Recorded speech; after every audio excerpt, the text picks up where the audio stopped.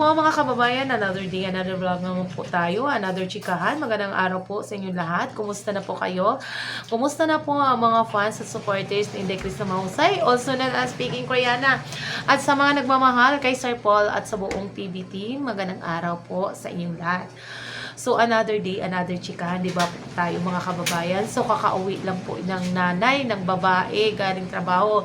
8 hours lang po ako ngayon kasi masama yung pakiramdam ko talaga. Sumasakit yung tiyan ko kaninang umaga pa, hindi ako nakakapagtrabaho ng maayos, pero hindi naman pwede tayong hindi magtrabaho. So, kikilos pa rin tayo ng kikilos. So, ito, mas mabuti na lang 8 hours lang yung duty ko ngayon. 8 hours lang naman po talaga yung duty ko. So, nagpapasalamat ako. Sinabi ko na, ayaw ko na, gusto kasi ng aming mga nurse na mag 12 hours ako kasi isa lang, sa 3 ward, isa lang yung nursing attendant. So, sabi ko, ma'am, hindi ko na po talaga kaya. Sobrang sakit po ng tiyan ko kanina umaga. Pabalik-balik po ako sa CR. Nakasampung balik ako doon.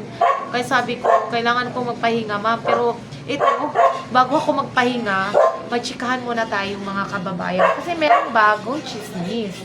Merong bagong balita. So, ano kaya yun? Tabi, ang ingay! Ano kaya yung bagong balita na yun? Ano kaya yung bagong chismis na yun? So, ito na po. Nagsasabay po talaga. Tanggalan na anig. Washington. Tanggalan na. Nagsasabay po talaga. Yung anak ko nagluluto. Yung asawa ko nagpapaandar ng washing. So, sobrang ingay. Andito pa yung aso ko, maingay na maingay. Pasensya niyo po mga kababayan.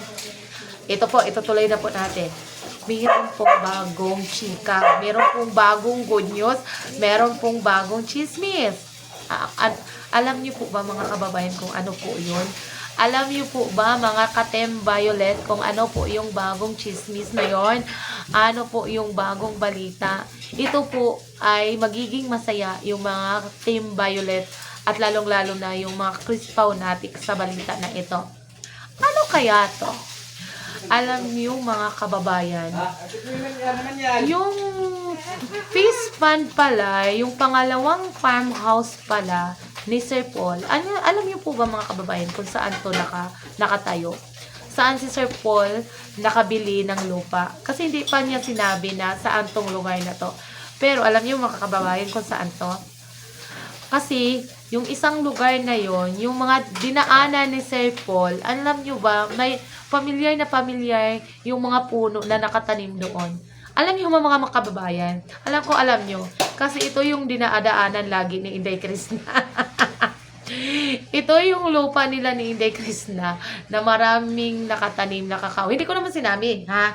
Hindi ko sinabi na nandoon si Sir Paul sa lupa ni Inday Krishna mismo. Hindi po. Baka tayo misleading. So, meron pong nagsabi, ito sasabihin ko na lang po mga kababayan. Meron pong nagsasabi na yung fish pond, yung bagong farmhouse ni Inday Krishna is nakatayo daw po sa Saloy. Alam niyo po ba yung Saloy mga kaibigan? So, sa mga fans ni Inday Krishna, alam na alam po nila kung taga saan po si Inday Krishna. Si Inday Krishna po ay nakatira sa Saloy. So, yung lupa pala na bili ni Sir Paul is malapit daw lang po. Chismis!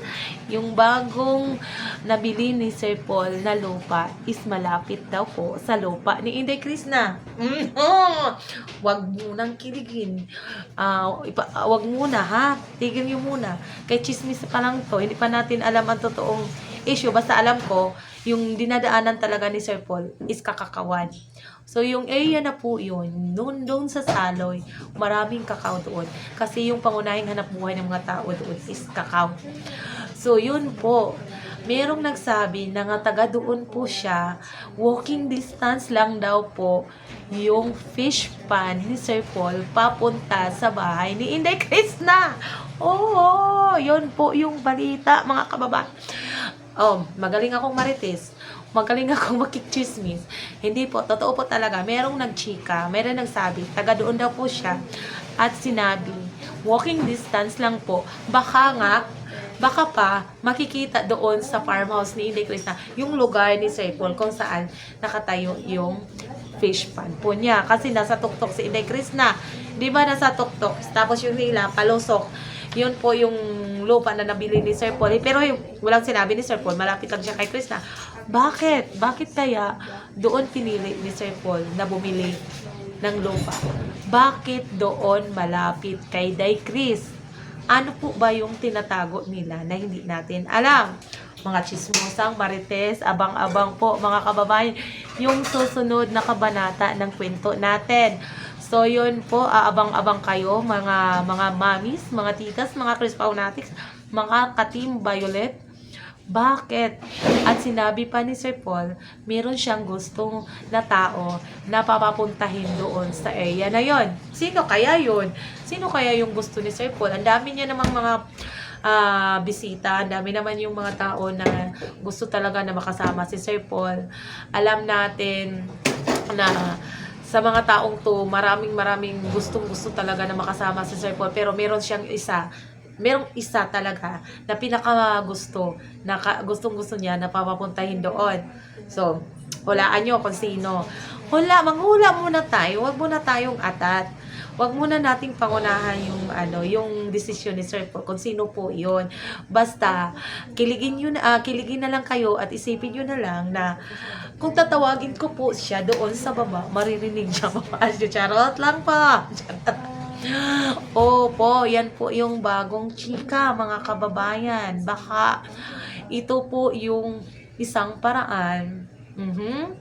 Pag ako pala pupunta doon sa Saloy, malapit lang pa pala si Sir Paul doon. So, complete package na po pala yung pagbisita ko doon kay Dekrina. Soon, kasama ko po si Lady Boss.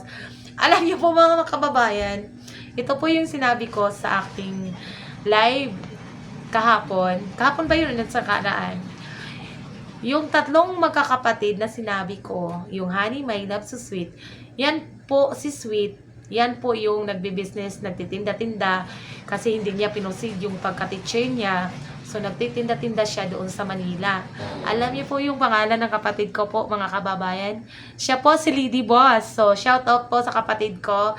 At ngayon, kakadala ko po sa kanya, kakasabi ko po sa kanya na panoorin, suportahan. Sinusuportahan niya naman doon na dati hanggang ngayon si Sir Paul, pero ngayon, ayan, bumabanat na po yung kapatid ko. Siya po yung laging tumutulong. Actually po, totoo po, siya po yung laging tumutulong sa amin kung gipit na gipit yung mga magkakapatid. Tapos yung may mga reunion, siya po lagi yung nagbibigay para kami lahat na magkakapatid ay magkakaisa o magkakasama-sama kada taon. Siya po kasi wala pa po iyang anak, tapos madiskarte din po iyan na bata. Kahit ano yung pinapasukan niya, benta-benta, pumasok pa yan ng kung ano-ano na trabaho ngayon. Pinasok niya yung pagbibinta ng yung ang tawag doon, PVC panel. Yan po yung business niya, yung sideline niya. Yes, siya po yung kapatid ko na pangalawa sa tatlo, si G Sweet, Honey, My Love, So Sweet. Siya po. Tapos ipapakilala po namin yung si Lovely, tapos yung isa pa si Hanilyn. So, abangan yung mga kababayan, ipapakilala ko paunti-unti yung mga kapatid ko. Pero itong isa, maaasahan nyo, tagapagtanggol to ni Inday Chris na hindi ito, pag ito bumanat, watch out yung mga bashers na yan. Hindi kayo titigilan pag hindi kayo matikig. Hindi kayo manigas. Kasi sobrang tapang ng batang to. Kaya palaban to sa buhay kasi lumaki sila na maliit na walang mga magulang, kaya palaban to. So sabi siya, ate, ganito yung mga balita kasi galing pa ako trabaho, tumawag agad. Ate, napanood ko si Sir Paul, ganito, ganyan. So, ang bilis. Kung pala naka-subscribe kay Lady Boss, paka-subscribe na po, maaasahan. Madaling malapitan pong batang to. Matutuwa kayo kasi ang galing ng batang to, matalinong batang to. Abangan nyo po, panoorin nyo po yung vlog ni Lady Boss. Matutuwa po kayo sa kanya kasi may pagkataray to. Tamang-tama to ilaban sa mga bashers ni Inday Krishna. Sabi ko, pasok ka dito para merong may dagdag na tagapagtanggol ni Inday Krishna. Kaya dati pa kasi siya nanonood kung sino ba, nagtatanong, sino po ba yung lagi mong yung lagi mong pinagtatanggol ate, yung lagi mong pinapanood, bakit ganyan ka ganyan ka nakasuporta sa kanila, ganyan ka kasulid po sa kanila? Kasi nga ang laki pong bagay na inaitulong po ng dalawa sa aming mag-asawa. Kaya hindi namin sila bastang-basta maiiwan. So, ito po mga kababayan, abang-abang sa mga bagong pasabog ni Lady Boss. Meron kayo bago doong makikita at maririnig. So, abang-abang po mga kababayan. At abangan din natin yung dogtong sa kwento ko. So, kung sino po ba yung taong papapuntahin doon sa farmhouse ni Sir Paul. So, ang daming nag-aabang po. Ang daming naghihintay na sana. So, yung dalaga natin, yung isa doon sa mga punta. So, abang-abang po mga kababayan kasi ito po ay umpisa at simula ng mabuting samahan ng Chris Pao at kay Sir Paul at kay Inday Krishna. At lalong-lalo na po sa nagkawawatak-watak na Team Violet at Team Chris Pao. Ito na naman po tayo, magkaisa para sa dalawa. Magmahalan, no bashing please. Enjoy lang po tayo. Ang atin lang is maging masaya tayo bilang supporters sa dalawa. Huwag mag-away-away para maging masaya ang buong pamilya. At yan naman po, magandang araw po mga kababayan. God bless!